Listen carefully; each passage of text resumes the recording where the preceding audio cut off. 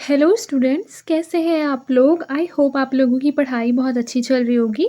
देखिए यहाँ पर फर्स्ट क्वेश्चन लिखा हुआ है कि सड़क पर चलते समय किसी भी बैलगाड़ी के पहियों की जो गति है वो किसका एग्जाम्पल है। तो याद रखिए कि बैलगाड़ी के पहियों की जो गति है वो स्थानांतरीय और घूर्णनी गति का एग्जाम्पल है। देखिए यहाँ पर लिखा हुआ है कि स्थानांतरीय गति के अंतर्गत कोई भी वस्तु एक सीधी रेखा में गति करती है एवं घूर्णन गति में कोई पिंड जो है वो अक्ष के परितः घूमता रहता है।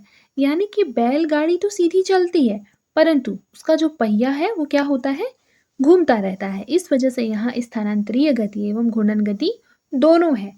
इस प्रकार देखिए यहाँ पर लिखा भी है कि इस प्रकार सड़क पर चलते समय किसी बैलगाड़ी के पहियों की गति स्थानांतरीय एवं घूर्णनी गति दोनों है। नेक्स्ट क्वेश्चन देखिए कि अधिक द्रव्यमान वाली एक क्रिकेट बॉल और एक टेनिस बॉल को समान वेग से फेंका जाता है। यदि उन्हें रोका जाए तो क्रिकेट बॉल के लिए निम्नलिखित में से किसकी आवश्यकता होगी। तो इसका जो करेक्ट आंसर होगा, याद रखिए, अधिक बल की आवश्यकता होगी। ऑप्शन नंबर ए इसका करेक्ट आंसर है। देखिए यहाँ जानने लायक एक चीज आप लोगों को दिखाई दे रहा होगा, अपरिमित बल। ठीक है, याद रखिएगा, अपरिमित बल एक होता है और एक होता है परिमित बल। परिमित बल को बोलते हैं लिमिटेड फोर्स और अपरिमित बल को बोलते हैं अनलिमिटेड फोर्स। तो जो लिमिटेड फोर्स यानी परिमित बल होता है वह बल जिसकी जो मात्रा होती है वो एक नियत सीमा तक ही सीमित होती है, इसीलिए उसको बोलते हैं परिमित। लिमिटेड नाम से ही स्पष्ट है। अपरिमित मतलब अनलिमिटेड, यानी कि ऐसा बल जो कि एक नियत सीमा से क्या होती है, उसकी सीमा अधिक होती है, उसको बोलते हैं अपरिमित बल। आगे देखिए निम्नलिखित में से कौन सा कैंटिलीवर बीम का एग्जाम्पल है। तो कैंटिलीवर बीम का एग्जाम्पल है पुल यानी कि ब्रिज। ठीक है, फिर उसके बाद हम लोग आगे यहाँ पढ़े तो लिखा है कैंटिलीवर बीम बोझ को केवल एक सिरे से ही सहारा देती है। पुलों के निर्माण में कैंटिलीवर बीमों का बहुत ज़्यादा मात्रा में प्रयोग होता है।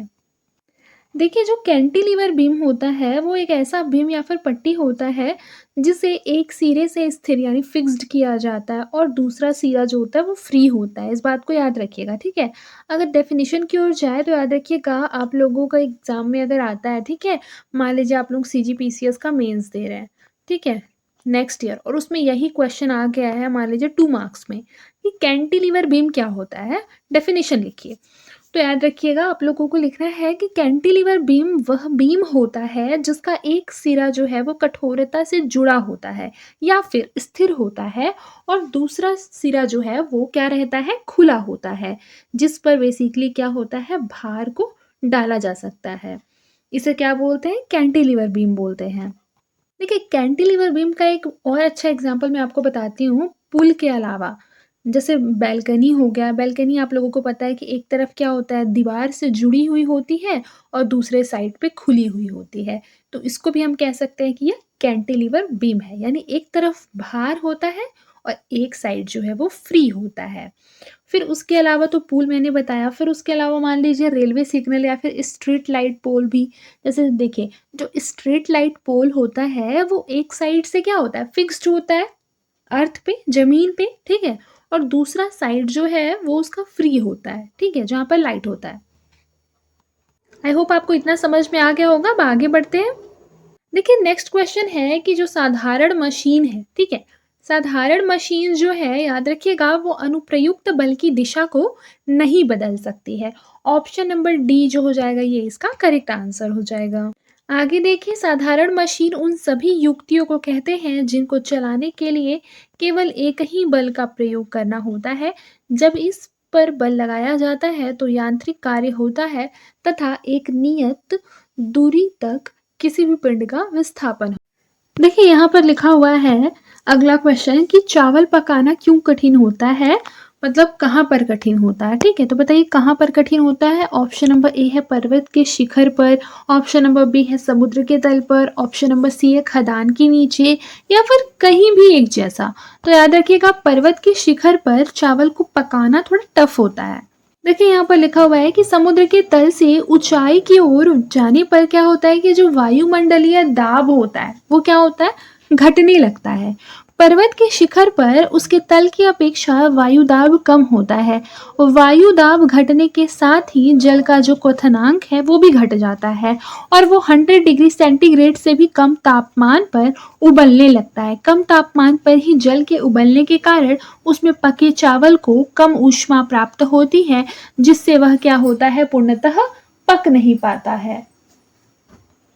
आगे देखिए, पहाड़ों पर जल जो है वो कम तापमान पर उबलता है। क्यों जल कम तापमान पर उबलता है बताइए पहाड़ों पर? क्योंकि पहाड़ों पर वायु दाब क्या होता है, कम होता है। ऑप्शन नंबर सी इसका करेक्ट आंसर है। ये थोड़ा सा ये क्वेश्चन जो है वो सिमिलर है ऊपर वाले क्वेश्चन की टाइप का। आगे देखिए, प्रेशर कुकर पकाने के समय को घटा देता है। आप लोगों ने देखा होगा कि झटपट अगर खाना बनाना है तो उसके लिए प्रेशर कुकर का यूज करते हैं। क्यों प्रेशर कुकर का यूज करते हैं, क्या रीजन है बताइए? क्योंकि प्रेशर कुकर के भीतर की जल का जो क्वथनांक है वो बढ़ जाता है, यानी बॉइलिंग पॉइंट जो होता है वो बढ़ जाता है। देखिए यहाँ लिखा है, कमरे के सामान्य ताप एवं वायु दाब पर जो जल है वो 100 डिग्री सेंटीग्रेड पर उबलता है। प्रेशर कुकर में वायु दाब जो होता है वो सामान्य कमरे के वायु दाब से लगभग 2 गुना होता है। अतः प्रेशर कुकर के भीतर जल का जो क्वथनांक है वो बढ़ जाता है। फलतः अधिक ऊष्मा के कारण प्रेशर कुकर में भोजन शीघ्र पच जाता है। क्यों? देखिए, बॉइलिंग पॉइंट अगर अधिक है, ठीक है, बॉइलिंग पॉइंट यदि अधिक है मतलब कि कहीं ना कहीं उसमें ऊष्मा बेसिकली ज्यादा है। ऊष्मा ज्यादा है तो पकने का टाइम कम है। आगे देखिए, प्रेशर कुकर में चावल जल्दी पकता है, इसके पीछे क्या रीजन है? तो प्रेशर कुकर में जो चावल है वो जल्दी पकता है क्योंकि उच्च दाब जल के क्वथनांक यानी कि बॉइलिंग पॉइंट को बढ़ा देता है। और अगर बॉइलिंग पॉइंट बढ़ जाता है मतलब ऊष्मा बढ़ जाती है। ऊष्मा बढ़ जाती है मतलब कोई भी खाना जो है जो कुकर में पक रहा है उसका टाइमिंग जो है वो कम हो जाता है। फिर देखिए, चावल प्रेशर कुकर में अधिक तेजी से क्यों पकता है? तो पानी दबाव होने पर उच्चतर तापमान पर उबल जाता है। Option number A. फिर देखिए, तुल्यकाली उपग्रह के परिक्रमण की अवधि होती है। ऑप्शन नंबर सी 24 घंटे। देखिए यहाँ लिखा है, तुल्यकाली उपग्रह पृथ्वी की सतह से 35,786 किलोमीटर की ऊंचाई पर पृथ्वी के घूर्णन की दिशा में ही परिक्रमण करता है तथा इसकी परिक्रमण अवधि जो है वो पृथ्वी की घूर्णन अवधि अर्थात 24 घंटे के समान ही होती है। आगे देखिए, किसी तुल्यकाली उपग्रह की पृथ्वी की सतह से ऊंचाई जो है वो लगभग कितनी होती है बताइए? कई बार ये क्वेश्चन PYQ में पूछा गया है, तो याद रखिएगा ये होता है 36,000 किलोमीटर। आगे देखिए, पानी की बूंदों का तैलीय पृष्ठ पर न चिपकने का क्या रीजन है? तो आसंजक बल का अभाव। ऑप्शन नंबर ए आसंजक बल का अभाव। यहाँ साफ साफ लिखा है कि पानी की बूंदों तथा तैलीय पृष्ठ के अणुओं के आसंजक बल के मान की अपेक्षा जो पानी के अणु है उसके मध्य ससंजक बल से कम होता है। अतः आसंजक बल के अभाव में पानी की बूंदें तैलीय पृष्ठ से नहीं चिपकती है। अब आगे देखिए क्या लिखा हुआ है, पानी से निकालने पर शेविंग ब्रश के बाल आपस में चिपक जाते हैं, इसका क्या कारण है? तो इसका कारण है पृष्ठीय तनाव। याद रखिएगा, जब भी पृष्ठीय तनाव यानी कि सरफेस टेंशन होता है तो बेसिकली उन दोनों के बीच जो है वो कार्य करता है, दो भिन्न पदार्थों के बीच क्या कार्य करता है? ससंजक बल कार्य करता है। अब देखिए यहाँ पर नेक्स्ट क्वेश्चन है कि ट्रांजिस्टर का वह कौन सा पुर्जा है जिसे बड़ी संख्या में अधिकांश वाहक उत्पन्न करने के लिए भारी मात्रा में लेपित किया जाता है? इसका करेक्ट आंसर हो जाएगा उत्सर्जक। देखिए यहाँ लिखा है कि ट्रांजिस्टर एक अर्धचालक युक्ति है जिसे मुख्यतः यह प्रवर्धक यानी कि एम्पलीफायर के रूप में यूज किया जाता है।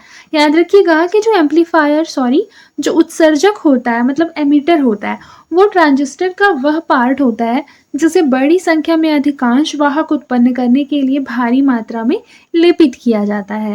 फिर देखिए, फाउंटेन पेन जो होता है वो किस सिद्धांत पर कार्य करता है? तो जो फाउंटेन पेन होता है वो किस सिद्धांत पर कार्य करता है बताइए?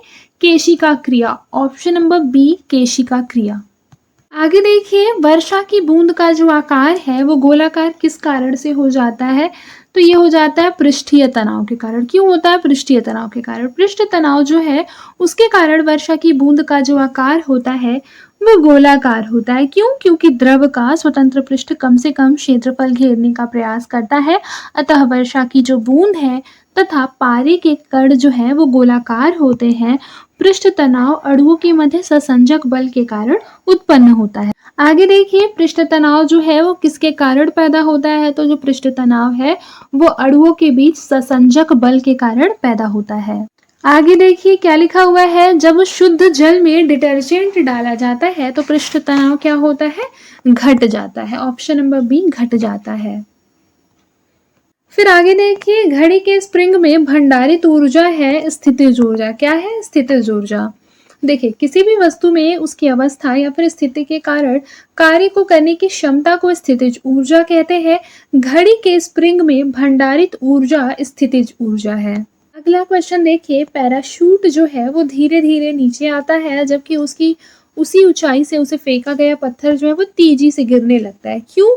क्योंकि जो पैराशूट है उसके पृष्ठ का क्षेत्रफल ज्यादा है, अतः वायु का जो प्रतिरोधक होता है वो क्या हो जाता है? अधिक हो जाता है। इस वजह से पैराशूट जब नीचे आता है तो उसकी ऊंचाई से फेंका गया पत्थर उससे ज्यादा तेजी से गिरता है, जबकि पैराशूट क्या होता है? धीरे धीरे आता है। आगे देखिए, किसी भी व्यक्ति को मुक्त रूप से घूर्णन कर रहे घूर्णी मंच पर अपनी चाल को कम करने के लिए क्या करना चाहिए? तो अपने हाथ को बाहर की ओर फैला देना चाहिए। आगे देखिए, किसी भी क्षैतिज के संतुलन का कार्यकारी सिद्धांत किसका सिद्धांत होता है? आघूर्ण का सिद्धांत होता है। देखिए, आघूर्ण का सिद्धांत है कि यदि किसी भी वस्तु पर कोई बाहरी घूर्णन बल अगर कार्य नहीं करता है तो उसका जो कोणीय संवेग यानी एंगुलर मोमेंटम है वो क्या हो जाता है? स्थिर बना रहता है। यानी कि यदि कोई घूर्णन करती हुई वस्तु, कोई बाहरी बल अगर उस पर ना लग रहा है और वो वस्तु जो है वो घूर्णन कर रही है तो उसकी जो कोणीय गति है वो उसी कोणीय गति से घूमती रहेगी जब तक उस पर बाहरी बल न लगाया जाए। तो इसे हम बोलते हैं आघूर्ण का सिद्धांत। ठीक है। नेक्स्ट क्वेश्चन देखिए, साइकिल चालक को वर्तुल गति में झुकना चाहिए। क्यों? क्योंकि केंद्र की तरफ तिरछे। याद रखिए कि साइकिल चालक को वर्तुल गति में झुकना चाहिए केंद्र की तरफ तिरछी ओर। ठीक है। Option number A. ये सारे क्वेश्चन जो है वो कई बार एग्जाम में, बहुत सारे एग्जाम में पूछे जा चुके हैं, तो बहुत इंपॉर्टेंट है। आज के लिए बस इतना ही। मिलते हैं नेक्स्ट क्लास में। तब तक के लिए अपना ख्याल रखें और मन लगाकर पढ़ाई करते रहें।